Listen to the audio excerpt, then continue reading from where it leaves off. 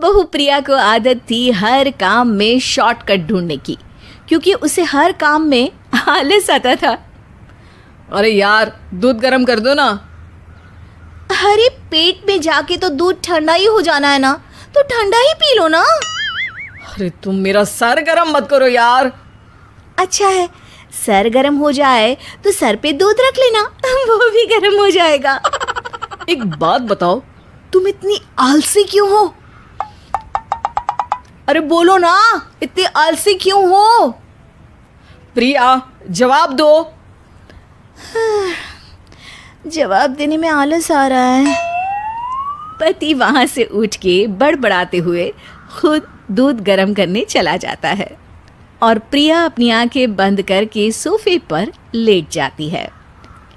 प्रिया की इस आदत का घर वाले सबको पता तो था ही, अब तो बाहर वाले भी उसको आलसी बोलने लगे थे। अरे बहू सुन ना, एक गुड न्यूज है। क्या माँ जी, आप सब कुछ मेरे नाम करने वाली हैं क्या? अरे बस तेरा दिमाग पैसों में ही लगा रहता है। माँ जी, आपको तो पता है कि मैं गांधी जी की कितनी बड़ी फैन हूँ, और गांधी जी तो नोट पे ही मिलते हैं ना, इसलिए पैसों के अलावा कहीं दिमाग ही नहीं रहता। वैसे गुड न्यूज़ क्या है? अरे गुड न्यूज ये है कि मेरी कुछ सहेलियां आने वाली है। ये भी कोई गुड न्यूज़ है क्या? जब भी आपकी सहेलियां आती हैं, मेरे किसी न किसी काम में खोट निकाल की जाती हैं। हमेशा कोई कमी दिखी जाती है उनको मेरे काम में, और मुझे आलसी बोलते हैं वो लोग। अरे तो ऐसा समझ कि आज तेरे पास मौका है उनकी नजरों में अच्छा इम्प्रेशन जमाने का। कैसे कैसे? उनके लिए खाने की इतनी स्वादिष्ट चीजें बना कि वे उंगलियां चाटती रह जाए। माँ जी, ये तो आप मुझे नया काम पकड़ा रही हो। अरे मेरी सहेलियों से तारीफ पानी है कि नहीं? हाँ, पानी तो है। तो बस जाओ, बन जाओ बावर्ची, लगाओ तड़का, कल शाम को आएंगी वो। अगले दिन सास सुबह से घर के बाहर अपनी सहेलियों के पास चली जाती है और शाम को सब प्रिया के हाथ का खाना खाने घर आते हैं। आज देखते हैं कि प्रिया बनाती क्या है। हाँ, पिछली बार हमने बोला कुछ हल्का खाएंगे तो पापड़ फ्राई करके ला दिए थे बस। हाँ, और उसके पहले जब आए थे और बोला था कि भारी खाना खाना है तो तरबूज काट कर ले आई थी। बोल रही थी तरबूज भारी होता है ना। अरे बस भी करो, इतनी बुरी नहीं है मेरी बहू। तभी बहू वहां खाना लेकर आती है। पनीर कोफ्ता, भिंडी मसाला, शाही मसाला, दाल, डबल तड़का, लच्छा पराठा, मिस्सी रोटी। अरे बस बस बहू, इतना सारा खाना। अरे अभी तो और भी है, फ्राइड राइस भी है अभी तो आपके लिए, और हाँ, अरे सूप लाना तो भूल ही गई मैं। अरे लगता है पिछली बार की कमी आज पूरी कर ही देगी बहू। हाँ, आप खाइए तो। हाँ, खाएंगे तो सही, इतना खाना बना तो दिया है, अब देखना भी तो पड़ेगा ना कि बना कैसा है। हाँ, लगा ले भोग खुद को। खाना चखते ही तीनों सहेलियां प्रिया की वाहवाही करने लगती है। अरे शानदार, जबरदस्त, जिंदाबाद, मजे आ गए प्रिया। प्रिया की सास भी कमाल है, बहू को क्या जायकेदार खाना बनाना सिखाया है। अरे मान गए भाई, इतना अच्छा खाना तो हम में से किसी की बहू नहीं बनाती, और हम भी नहीं बनाते, झूठ क्यों बोले। अरे बस करो बस करो, खाने पे ध्यान दो, बोलती ही रहोगी तो खाओगी कब। ये लो, थोड़ा पनीर और ले लो। सास भी सहेलियों के साथ खाना खाने लगती है, पर बहू के साथ अपनी भी तारीफ सुनकर सास मन ही मन फूली नहीं समा रही थी। प्रिया ने बड़ी खुशी से सबको खाना परोसा और सब ने झट से खाना खत्म भी कर दिया। राधे राधे, मजा आ गया। और थक गई खाना खाते खाते, अब बस बिस्तर लग जाए मेरा। अब तो जब भी मेरे घर मेहमान आएंगे प्रिया को ले जाया करूंगी खाना बनाने के लिए, मेहमान भी खुश हो जाएंगे। सास खुश है कि प्रिया की इमेज अपनी सहेलियों के सामने काफी सुधर गई है। प्रिया खाने के बर्तन समेटती है। इतने में तीनों सहेलियां हाथ धोने किचन में चली जाती है। तभी एक सहेली देखती है कि किचन स्टैंड पर कागज पड़ा हुआ है। वो सोचती है कि कागज को डस्टबिन में डाल दे। जैसे ही वो उसे उठाती है तो देखती ही रह जाती है। दरअसल वो एक बिल है जिसमें वो सारी चीजें लिखी है जो उन्होंने अभी अभी खाई है। वो चुपचाप बिल उठाकर बाहर आ जाती है और उसके पीछे बाकी दो सहेलियां भी आती हैं। प्रिया, खाना अच्छा बनाया था, सच कहूँ तो बहुत अच्छा बनाया था। थैंक यू, बहुत अच्छा लगा सुन के। हाँ, पर जिसने बनाया वो इतनी तारीफ सुनता तो उसे और भी अच्छा लगता। क्या मतलब? ये बिल देखो, तुम्हारी बहू ने ऑनलाइन ऑर्डर किया था खाना। अरे तारीख तो आज की ही है ना? हाँ, आज की ही है। प्रिया, ये सब सही है क्या? प्रिया अपना सर झुका लेती है। सास सब समझ जाती है कि बहू की चोरी पकड़ी गई है। इतना भी आलस अच्छा नहीं प्रिया। अरे बता ही देती कि बाहर का खाना है, मैं बाहर का खाना खाती नहीं हूँ। तीनों सहेलियां वहां से जा रही होती है कि तभी उनमें से एक मुड़कर कहती है, अब ये तो बताओ कि खाने की रेटिंग बहू को दे या डिलीवर करने वाले को। प्रिया समझ जाती है कि शॉर्टकट लेने की वजह से उसके साथ सास को भी ये बेइज्जती झेलनी पड़ी और वो कसम खाती है कि अब से शॉर्टकट से नहीं, मेहनत से काम करेगी।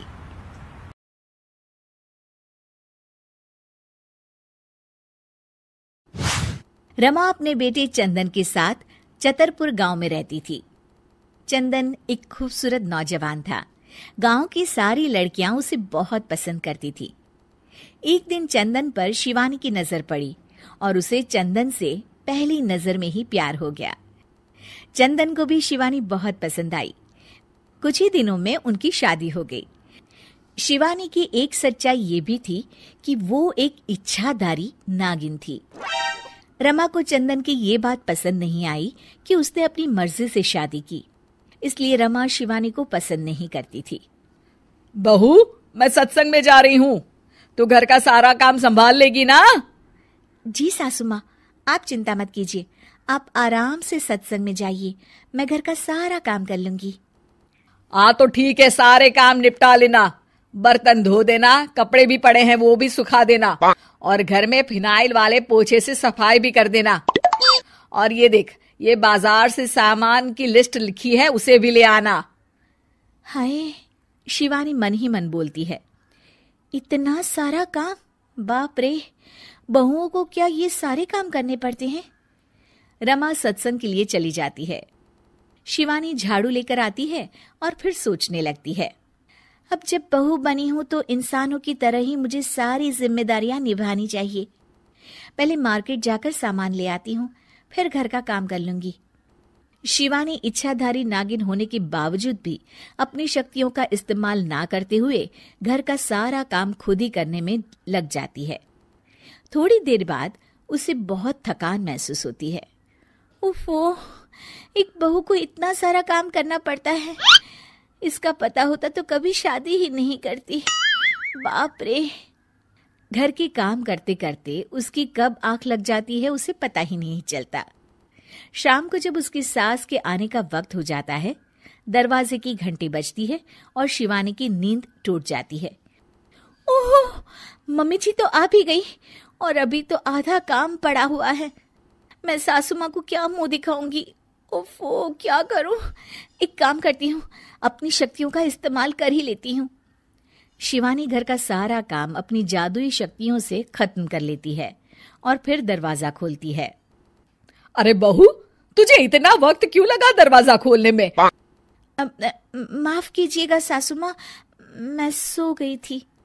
ओह, तो तू सो रही थी, फिर जो काम मैंने तुझे दिए थे वो तो हुए नहीं होंगे। सब कहने की बातें होती है।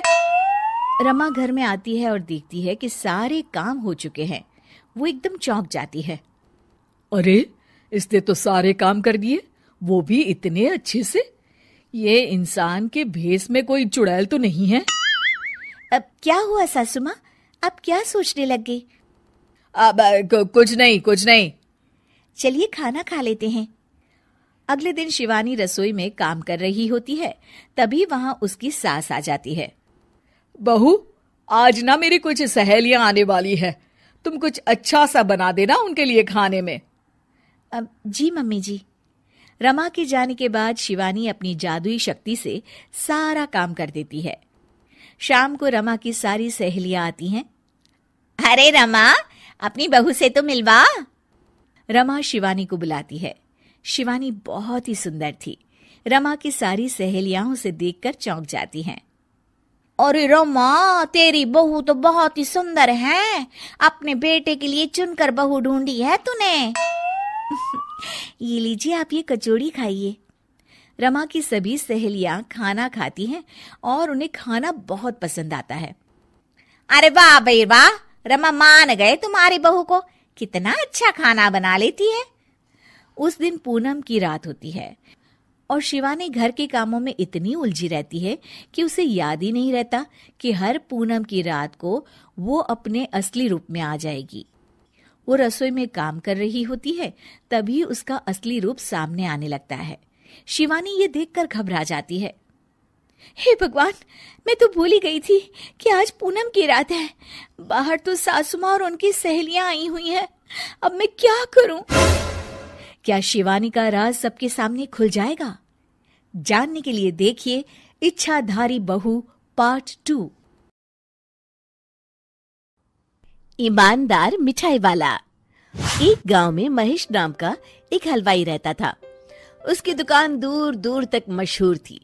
आसपास के सभी गांव वाले महेश की दुकान से ही मिठाई लेते थे। भाई मजा आ गया, क्या लजीज रबड़ी है। ये लड्डू भी लीजिए, शुद्ध देसी घी के हैं, आज ही बनकर आए हैं। लाओ भाई लाओ, 1 किलो लड्डू भी पैक कर दो। महेश का एक बेटा था रवि। रवि ने पढ़ाई छोड़ दी थी और वो दिन भर घर में ही बैठा रहता था। उठ बेटा रवि, आज मेरे साथ दुकान पर चल।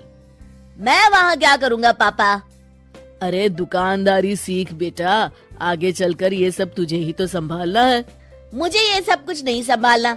मैं वीडियो गेम खेलूंगा, फिर दोस्तों के साथ बाहर जाऊंगा। हे भगवान, इसे थोड़ी अक्ल दे दो। ऐसे ही चलता रहा तो आगे न जाने इसका क्या होगा। महेश बड़बड़ाता हुआ दुकान चला जाता है। दुकान पर ओ घसीटाराम, मुझे थोड़े चक्कर आ रहे हैं, जरा पानी तो लाना। जी जी मालिक। सुन, मैं घर जा रहा हूँ, आज दुकान तू संभाल ले। जैसा आप कहे मालिक। महेश बिस्तर पर लेटा है। आपको बहुत तेज बुखार है, 1 हफ्ते बेड रेस्ट करनी होगी और ये दवाइयाँ लेनी होगी। हाय राम, ये क्या हो गया आपको? मैं तो 1 हफ्ते में ठीक हो जाऊंगा, पर दुकान कौन संभालेगा? आप फिक्र ना कीजिए जी, मैं रवि को समझाकर दुकान भेज दूंगी। आप बस जल्दी से अच्छे हो जाइए जी। अगले दिन रवि दुकान पर पहुंचता है।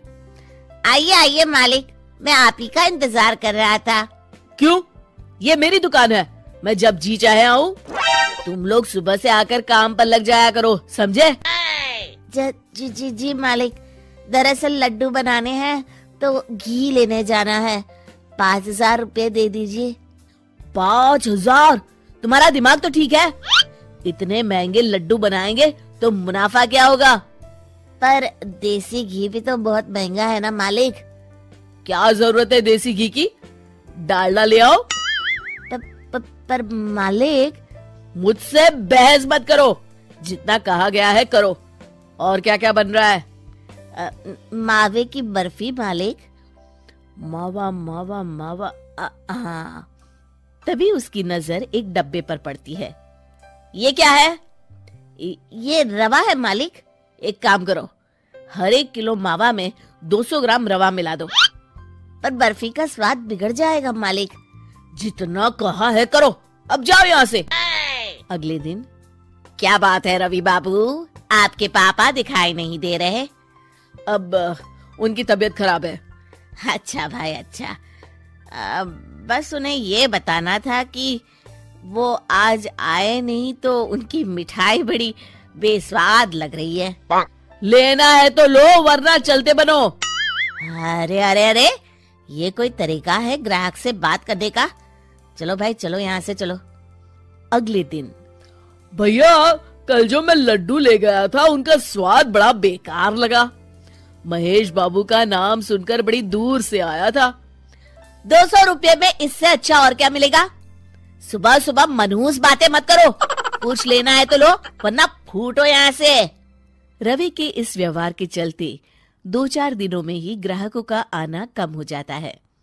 मैंने तो सोचा था कि कम पूंजी में ज्यादा मुनाफा होगा, पर यहाँ तो घाटा हो रहा है। आखिर चक्कर क्या है? लगता है ये दुकानदारी मेरे बस की नहीं। महेश ठीक होकर दुकान लौटता है तो घसीटाराम उसे सब कुछ बताता है।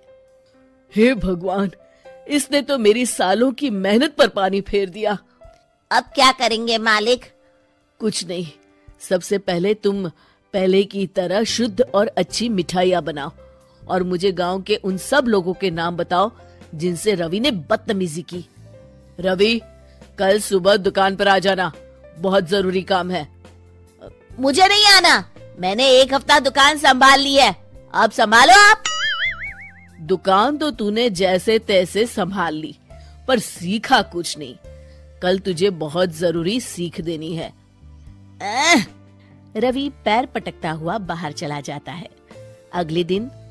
ये ले ताजी शुद्ध मिठाइयाँ। मैं इतनी मिठाइयों का क्या करूं? इन्हें उन सब के घर देकर आओ जिनसे तुमने बदतमीजी की, और साथ में माफी भी मांग लेना। अरे पर मैंने तो सिर्फ उन्हें। बेटा, घर आया मेहमान और दुकान पर आया ग्राहक भगवान के समान होता है। अब तू जल्दी जा और कल से कमाल देखना। रवि उन सभी 4-5 लोगों के यहाँ जाकर मिठाई देता है और माफी मांगता है। अगले दिन दुकान पर ग्राहकों की भीड़ लग जाती है।